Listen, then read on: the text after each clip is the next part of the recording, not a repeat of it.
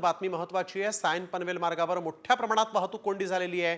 नेरूळ ते बेलापूर पर्यंत ही वाहतूक कोंडी झालेली आहे। मुंबईच्या दिशेने जाणाऱ्या मार्गिकेवर वाहनांच्या लांबच लांब रांगा लागलेल्या आहेत। मुंबईला जाणाऱ्या नागरिकांना वाहतूक कोंडीचा मोठा सामना करावा लागतोय। तर आपण बघतोय सायन पनवेल हायवेवर ही वाहतूक कोंडी झालेली आहे। मोठ्या प्रमाणात या ठिकाणी वाहतूक कोंडी झालेली आहे। वाहतूक कोंडीचं कारण नेमकं काय स्पष्ट नाहीये, परंतु मुंबईच्या दिशेने येणाऱ्या ज्या वाहनं आहेत त्यांना या वाहतूक कोंडीचा सामना करावा लागतोय। मुंबईच्या दिशेने जाणाऱ्या मार्गिकेवर वाहनांच्या लांबच लांब रांगा लागलेल्या आहेत। काही किलोमीटरपर्यंत या वाहनांच्या रांगा लागल्याचं इथं दिसतंय। मुंबईला जाणाऱ्या नागरिकांना या वाहतूक कोंडीचा मात्र त्रास सहन करावा लागतोय। महत्त्वाची बातमी, सायन पनवेल हायवेवर वाहतूक कोंडी झालेली आहे। नवी मुंबईमध्ये आपण बघतोय की कशी वाहतूक कोंडी झालेली आहे आणि याचा फटका हा इथून प्रवास करणाऱ्या सामान्यांना होऊ लागला आहे।